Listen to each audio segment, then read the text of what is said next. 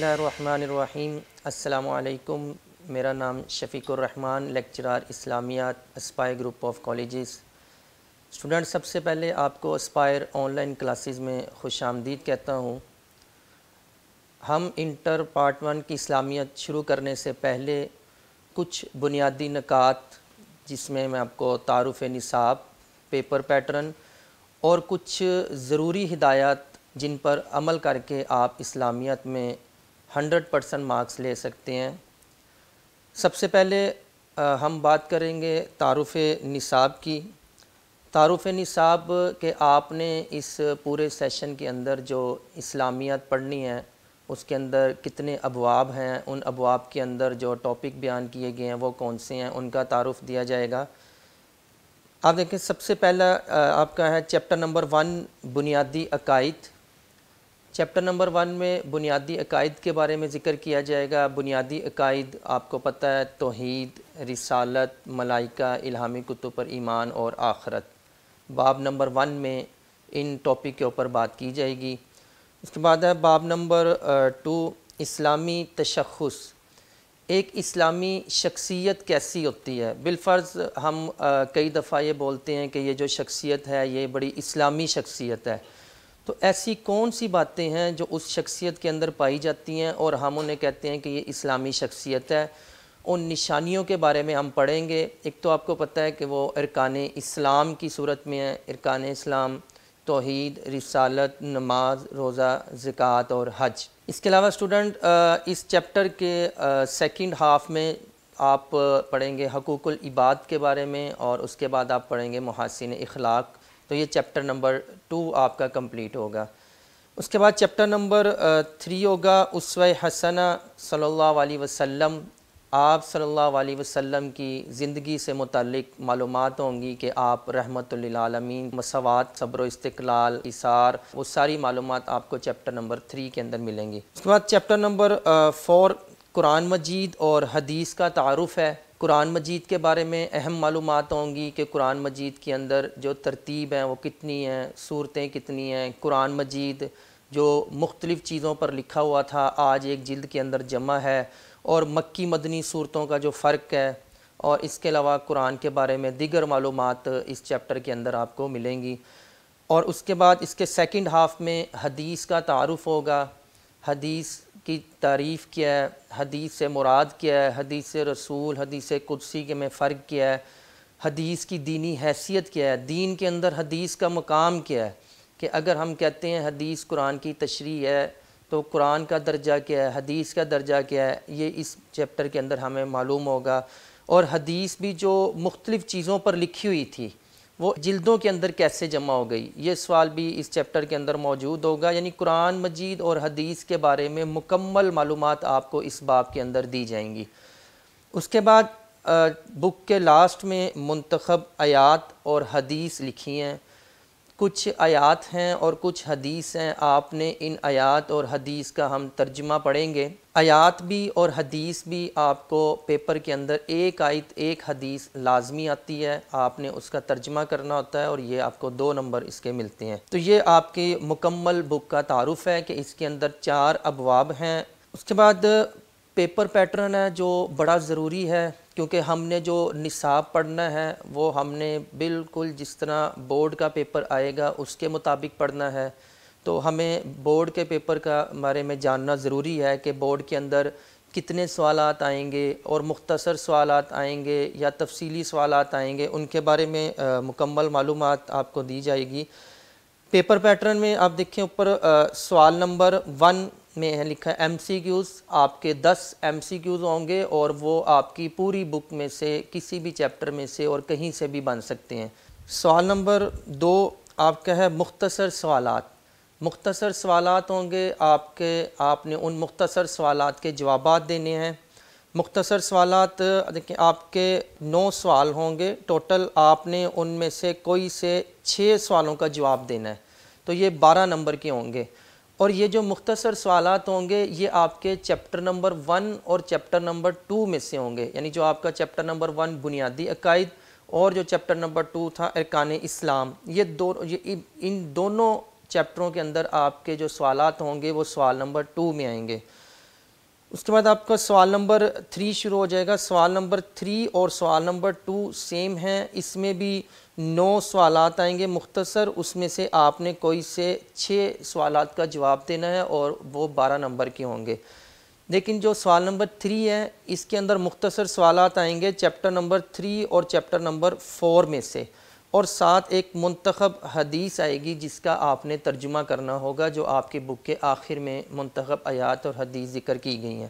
بیٹا آپ نے اس بات کا خیال رکھنا ہے کہ اگر آپ کو سوال نمبر 2 میں سے کوئی مختصر سوال کا جواب نہیں آتا، اگر آپ نے 6 کرنے آپ کو 5 آتے ہیں، 1 نہیں آ رہا، تو آپ سوال نمبر 3 میں سے مختصر سوالات کو لے کر آپ سوال نمبر 2 کے اندر جواب نہیں دے سکتے، کیونکہ سوال نمبر جو چیپٹر 1 اور 2 ہے وہ بنیادی قواعد اور ارکان اسلام ہے، اور چیپٹر نمبر 3 اور 4 اسوہ حسنہ اور قرآن مجید کا تعارف ہے۔ چیپٹر نمبر 1 اور 2 کے ٹاپک الگ ہیں، چیپٹر نمبر 3 اور 4 کے ٹاپک الگ ہیں۔ اگر آپ سوالوں کو چینج کرنے کی کوشش کریں گے تو ممتحن کو اس بات کا پتہ لگ جائے گا کہ قرآن مجید کے متعلق جو سوال آنا تھا وہ سوال نمبر 3 میں آنا ہے، اور اگر آپ وہاں سے کوئی سوال لے کر آپ سوال نمبر 2 میں کر دیں گے تو آپ ممتحن کو دھوکہ نہیں دے سکتے۔ اس لیے آپ نے اس بات کا خاص خیال رکھنا ہے، اور میں نے یہ نیچے یہ بات ذکر بھی کی ہے کہ سوال نمبر 3 میں جو آئیں گے وہ چیپٹر نمبر 3 اور 4 میں سے ہوں گے، اور جو سوال نمبر 2 ہوگا اس کے اندر جو آئیں گے وہ چیپٹر نمبر 1 اور 2 میں سے ہوں گے۔ اس لیے آپ نے تبدیل کرنے کی کوشش نہیں کرنی۔ حصہ دوم ہے، حصہ دوم میں آپ کو 3 تفصیلی سوالات دیے جائیں گے، ان میں سے آپ نے کوئی سے 2 سوالوں کا جواب دینا ہے، اور یہ ایک سوال جو ہوگا وہ 8 نمبر کا ہوگا، تو 2 سوالات آپ کے ہو جائیں گے 16 نمبر کے۔ تو اس طرح آپ کا 50 نمبر کا یہ پیپر مکمل ہو جائے گا، اور 2 گھنٹے کے اندر آپ نے یہ پیپر مکمل کرنا ہے۔ تو تفصیلی سوالات جو آپ کو 3 دیے جائیں گے یہ آپ کے چیپٹر 1، چیپٹر 2، چیپٹر 3 اور چیپٹر 4، ان 4 چیپٹروں میں سے کسی بھی چیپٹر سے یہ سوال آ سکتا ہے، لیکن اس کے لیے جو اہم ترین چیپٹر ہیں وہ ہیں چیپٹر نمبر 1 اور چیپٹر نمبر 4۔ اکثر پیپرز اگر آپ پاسٹ پیپر بھی دیکھیں تو آپ اس میں دیکھیں گے کہ چیپٹر 1 اور 4 میں سے ایک سوال لازمی لونگ آئے گا، یا کبھی تینوں ہی چیپٹر 1 اور 4 میں سے آ جاتے ہیں۔ تو اس لیے چیپٹر 1 اور چیپٹر 4 کے لونگ یہ ہم نے بڑی اچھی طرح ان کو یاد کرنا ہے اور لکھنا بھی ہے۔ تو یہ آپ کا تعارف نصاب اور پیپر پیٹرن، اور میں نے کچھ ضروری ہدایات ہیں، وہ یہ سب سے پہلے یہ کہ جب ہم یہ باب نمبر 1 شروع کریں گے تو آپ کی بک کے اندر مختصر سوالات اور مروزی طرز کے سوالات نہیں دیے گئے، صرف آپ ایکسرسائز میں دیکھیں تو وہاں پر صرف تفصیلی سوالات دیے گئے ہیں، آپ ان تفصیلی سوالات کا جوابات دیں گے۔ لیکن یہ جو مختصر سوالات اور مروزی طرز کے سوالات ہیں جو ایم سی کیوز ہیں، ان کے آنسر آپ لیکچرز کے ساتھ ساتھ آپ لکھتے جائیں گے، اور آپ ایم سی کیوز میں آپ کو بتاتا جاؤں گا، آپ وہ نوٹ کرتے جائیں گے، اور جب چیپٹر ختم ہوگا تو آپ کے پاس ایم سی کیوز بھی تیار ہو جائیں گے اور آپ کے پاس مختصر سوالات بھی تیار ہو جائیں گے۔ جب ہم تفصیلی سوالات پڑھتے ہیں تو اسلامیات میں آپ کے اسی تفصیلی سوالات میں سے ایم سی کیوز بھی لیے جاتے ہیں، اسی تفصیلی سوالات میں سے ہی مختصر سوالات بھی نکالے جاتے ہیں، تو آپ نے ساتھ ساتھ اس کو نوٹ کرنا ہے، تو آپ کے پاس یہ سوالات تیار ہو جائیں گے۔ دوسری بات یہ کہ اکثر سبجیکٹ جو اردو تھیوری ٹائپ سبجیکٹ ہیں ان کے بارے میں یہ خیال ہوتا ہے کہ اس میں ہمارے مکمل نمبر نہیں آ سکتے، لیکن اسلامیت ایسا سبجیکٹ ہے جس میں آپ 100% مارکس لے سکتے ہیں، اس میں 50 میں سے 50 مارکس اسٹوڈنٹس کے آتے ہیں، اور ہر صورت مطلب آتے ہیں جو محنت کرتے ہیں۔ تو چیپٹر نمبر 1 میں آپ کا بنیادی عقائد کا ذکر ہے۔ بنیادی عقائد یہ آپ کا چیپٹر نمبر 1 ہے، آپ کی بیس، آپ کے ایمان کی جو بنیاد ہے، آپ کے ایمان کی جو اصل ہے، اس کے بارے میں ہم پڑھیں گے۔ بنیادی عقائد، بنیاد آپ کو پتہ ہے کسی بھی چیز کی اصل جس پر اس چیز کا انحصار ہوتا ہے اس کو ہم کہتے ہیں بنیاد۔ بنیاد مضبوط ہوگی تو وہ چیز بھی مضبوط ہوگی، بنیاد کمزور ہوگی تو وہ چیز بھی کبھی بھی مضبوط نہیں ہو سکتی، وہ چیز بھی کمزور ہوگی۔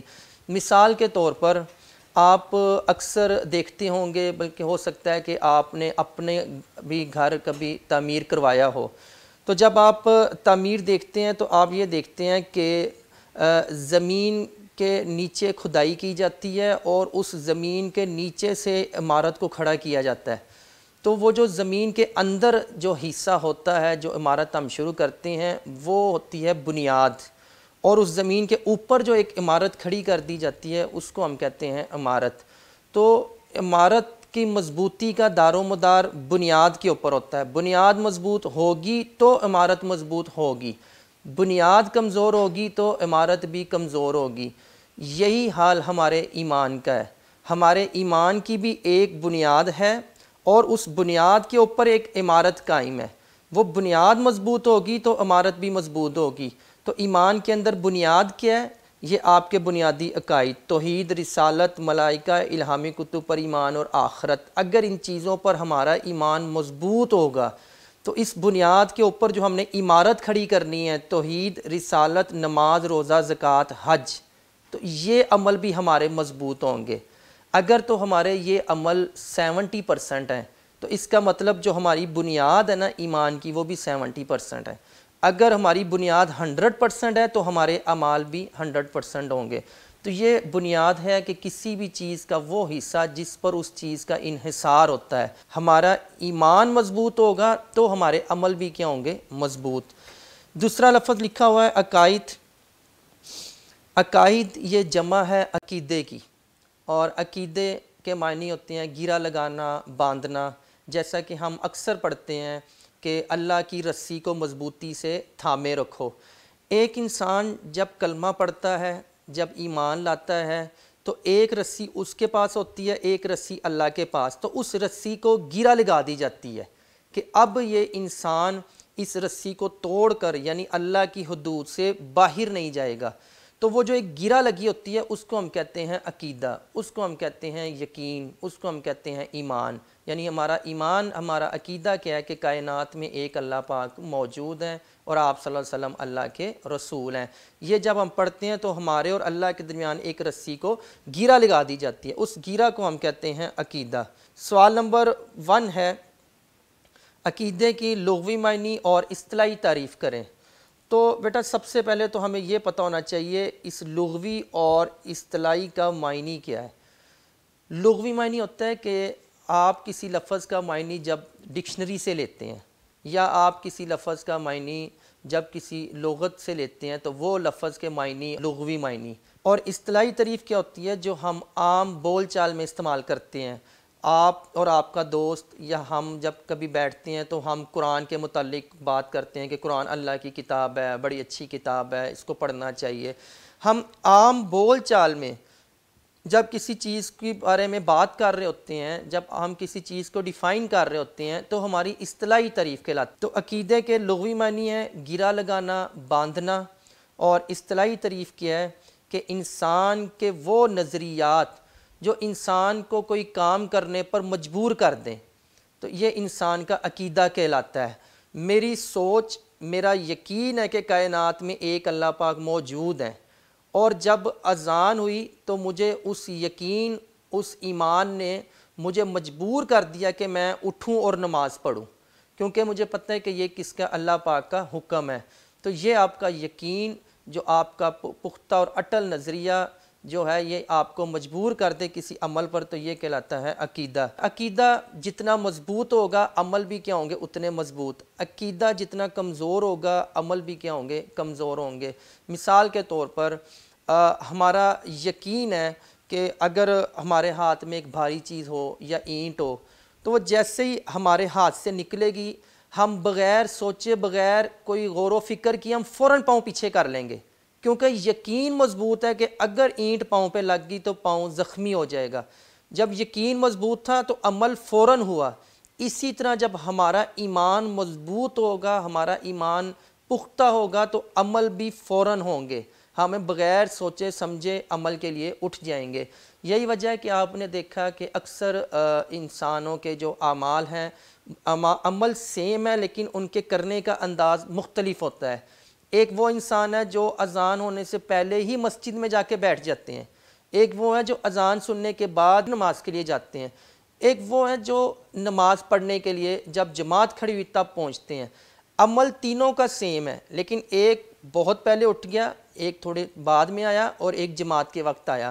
تو یہ سارا دار و مدار یقین کے اوپر ہے، ایمان کے اوپر ہے. جس کا ایمان جتنا مضبوط اس کا عمل اتنا مضبوط. تو یہ بیٹا آپ نے ڈیفینیشن یاد رکھنی ہے کہ عقیدے کے لغوی معنی ہوتا ہے گرہ لگانا اور باندھنا، اور اصطلاحی تعریف کیا ہے کہ انسان کی وہ نظریات جو انسان کو کوئی کام کرنے پر مجبور کر دیں. اس کے بعد سیکنڈ سوال ہے عقیدے کی مثال بیج کی طرح ہے، اس کی وضاحت کریں. تو اب عقیدے کی مثال بیج کی طرح ہے. ظاہری سی بات ہے بیج کے اندر جو خصوصیات ہوں گی وہی اس کے پودے اور وہی اس کے پھل کے اندر ہوں گی. بیج اگر اچھا ہوگا تو پودا بھی اچھا ہوگا اور اس کا پھل بھی اچھا ہوگا.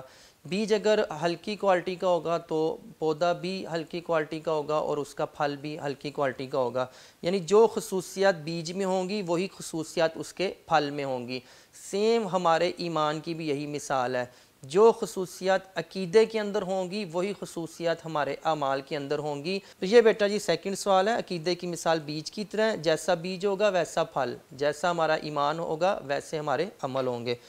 اس کے بعد سوال نمبر 3 ہے انبیاء کرام کی بنیادی تعلیمات کا واحد نقطہ کیا ہے؟ یعنی جتنے بھی انبیاء کرام آئے ہیں 1,24,000 انبیاء کرام جو اس دنیا میں تشریف لائے ہیں، ان سب کی جو تعلیمات تھی اس کا واحد نقطہ توحید.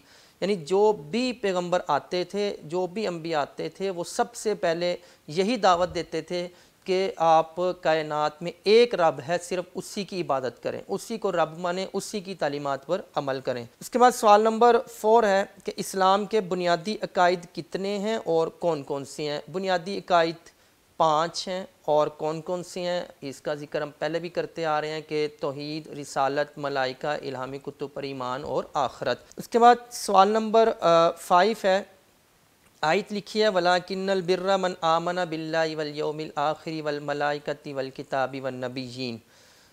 بیٹا جی آپ کی بک کے اندر صرف یہ آیت لکھی ہوئی ہے. اس آیت سے ریلیٹڈ جو آپ کو سوالات آ سکتے ہیں، اس آیت کو لے کر آپ سے وہ جو سوالات بورڈ والے پوچھ سکتے ہیں، وہ مختصر سوالات کی میں نے نیچے فہرست بنا دی ہے. لیکن پھر میں آپ کی توجہ اس بات کی طرف دلاؤں گا کہ آپ کی بک کے اندر مختصر سوالات نہیں دیے ہوئے اور آپ کی بک کے اندر کیوز بھی نہیں دیے ہوئے. تو بیٹا جی آپ کو یہ سارے سوالات نوٹ کرنے پڑیں گے اور آپ ساتھ ساتھ ان سوالات کے جوابات بھی ساتھ لکھتے جائیں گے. سوال نمبر 1 ہے آیت کا ترجمہ لکھیں. آیت لکھی ہوگی اور ساتھ آپ نے لکھا ہوگا کہ ترجمہ کرنا ہے.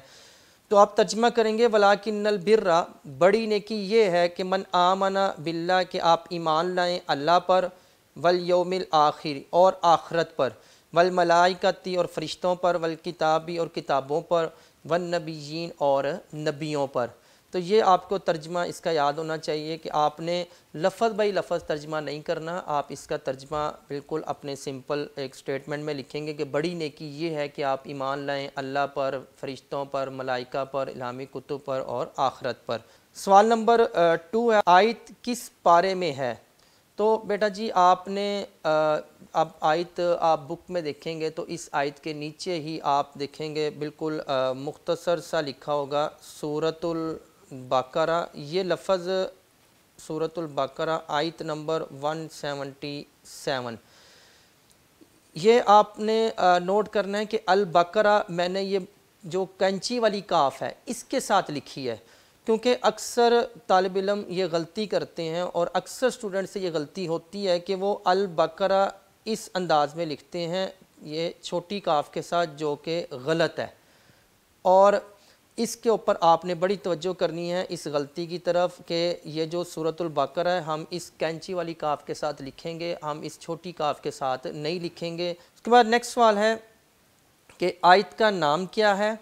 تو آپ اگر آیت پر غور کریں تو آیت کے اندر یہ سیکنڈ پہ ایک لفظ لکھا ہوا ہے البر.